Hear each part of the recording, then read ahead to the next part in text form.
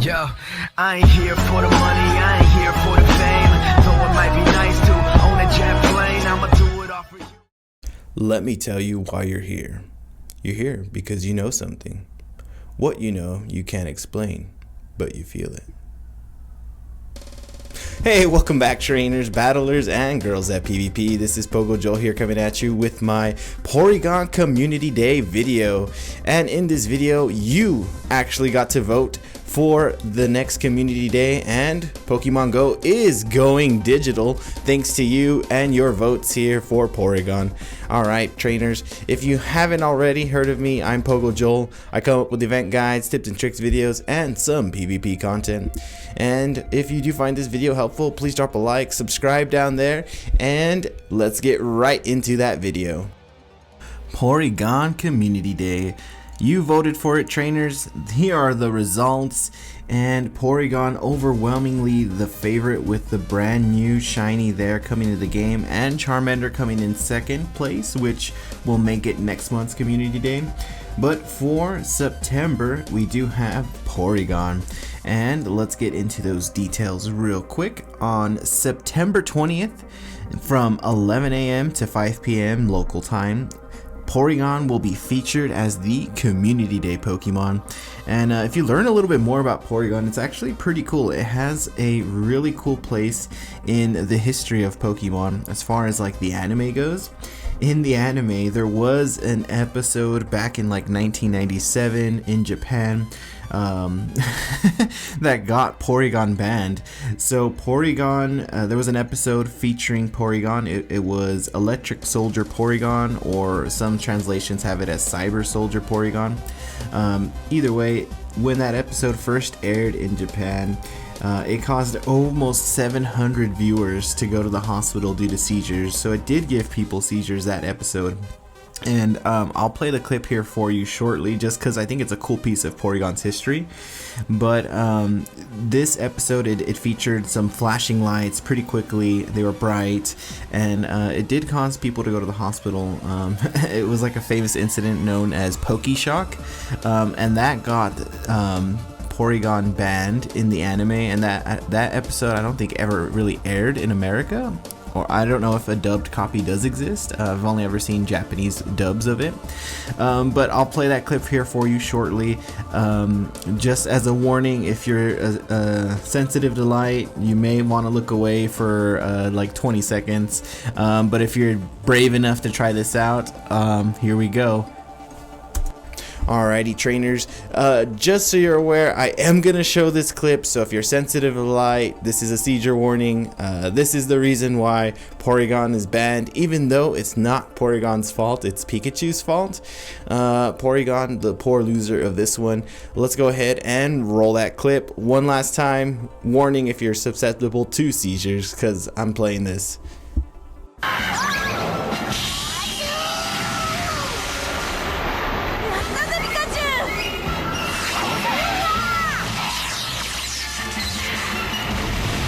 And just like that, even though Pikachu was the one that used Thunderbolt in this cyber world that they were in with Porygon, Porygon saving them, taking them away from the missiles, it's Porygon's fault, apparently, because it was banned from Pokemon anime. We hadn't seen any kind of an appearance for it for about 20 years until maybe like Sun and Moon, about 20 years later. We don't see actual Porygon, but we do see a Porygon phone used in the anime. So they acknowledge it's still around, it's not gone. A cool fact is that it is said that Porygon is the first man-made Pokemon by the Sylph Company. That it was the first Pokemon to be man-made, which is pretty cool. There are some man-made Pokemon, but this one apparently made by scientists over at Sylph there. Alright, now let's check out Porygon in Pokemon Go.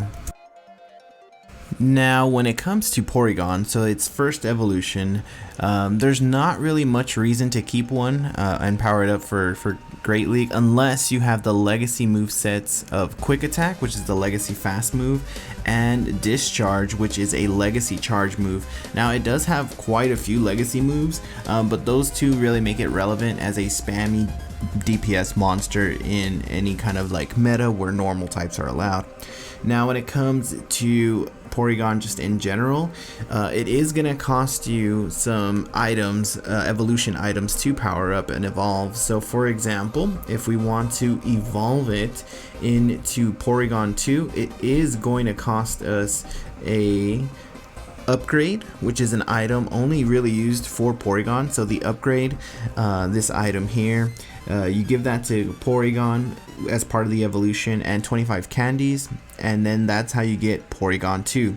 Now Porygon 2 is pretty cool. It does have some access to some good moves here. So for example, Porygon 2 and Porygon-Z, the evolutions, both got access to Lock On as a fast move, and if you've played against Reggie Steels, you know Lock On is a monster of a fast charging move. Definitely dangerous, but Porygon did not get that move. If it did though, oh man, Porygon might be a beast. But with Porygon 2, you need that upgrade and 25 candies. Porygon 2, definitely one I would consider having around, because it does have access to some pretty strong moves here. So Hyper Beam, Solar Beam, Zap Cannon. With Lock On, that can be pretty dangerous, hard-hitting moves. Too bad that one's also not learning Tri-Attack. It'd be interesting having that. With that though, you do have again to evolve to the third stage, so Porygon-Z. So we can go from Porygon 2 to Porygon-Z. It is going to cost you more evolution items, so it's 100 candies plus a Sinnoh Stone. The Sinnoh Stones are pretty easy to get through trainer battles, whether you're in GBL or just battling against other trainers on your friends list, or even your team leaders. Sinnoh Stones seem pretty easy to obtain. I'm actually always deleting them, but for this time around, if you don't have any and you need some, stay tuned, because you're gonna need a Sinnoh Stone plus 100 Porygon candy to get that Porygon-Z. Now Porygon-Z is going to be learning the exclusive Community Day move Tri-Attack.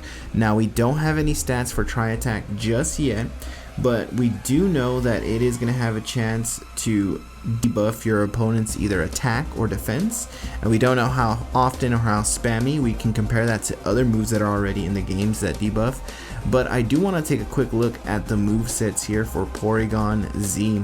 So Porygon-Z now has Lock On, which is going to make it very dangerous as far as the fast moves go, for spamming any type of move that it has. Now it has access to some pretty hard hitting charge moves, which are going to come in super duper handy. So it's going to have access to Solar Beam, so it's a grass move that nukes, so get beamed. Hyper Beam, which is a normal type move which nukes. We have Zap Cannon, which is an electric type move which nukes, and Blizzard, which is an ice type move that nukes. Now in the main series games, Porygon-Z does know some better moves than this, but this is what Niantic decided to put on there, and I think it's going to make a very dangerous combo with Tri-Attack on there. I'm hoping Tri-Attack is somewhere along the lines of Body Slam, because then that would make Porygon-Z a pretty dangerous Pokemon. As it is right now, we don't know the stats for it, but I'm sure once that goes in there, check out PvPoke and see how it does. But you have a fast hitting charge move, so that spammy one, and then you have a nuke move, and depending on whatever meta or whatever coverage you're looking for, you do have ways to hit everything. So for example, with Solar Beam, you can definitely take out Azumarill in the Great League, Swamperts, and all these other water type or even Mud Boys that pose a threat to the meta. And then you have Zap Cannon, which can cover the flyers very well, and then you do, and the water types, and then you have Blizzard, which will take out the flyers and the dragons. So hello Altaria. Now this is going to be super interesting. We will have to wait and see what Tri-Attack is going to bring to the table, but I'm liking what it can do for Porygon-Z. you do have to look out for fighters because you are normal, but it might be a good anti-meta pick. We'll just have to wait and see. I'm really hoping Niantic doesn't fumble this one and they do a good job with it. Who knows, if Tri-Attack becomes pretty good, maybe we can see some Porygon-Z in Ultra League. What's kind of crazy is Porygon 2 is actually rated a lot higher. It's ranked a lot higher than Porygon-Z in Ultra League. And if it does end up making it to Ultra League, I'm pretty sure its best bet is going to be in Premier Cup. But it does have to look out for those Machamps that do show up there. But again, it has access to Solar Beam, Hyper Beam, Zap Cannon, and Blizzard, so it can definitely have some plays against a lot of this meta Pokemon that we do see there in the Great League. So keep an eye out. We'll keep our fingers crossed and hope that Tri-Attack is really good and that our community day votes did not go to waste. Finally, the Porygon family. Now, this is an awesome group of shinies. It's going to be completely different from what is already in the game, which is something I like. I like a good shiny. Graphic here by Couple of Gaming. Link in the description, as always, to their Twitter. Awesome graphic designers with their graphs here. But if we do look here, you can see that shiny Porygon family. Now, I did mention earlier about the evolution items. Here's some good news for you trainers.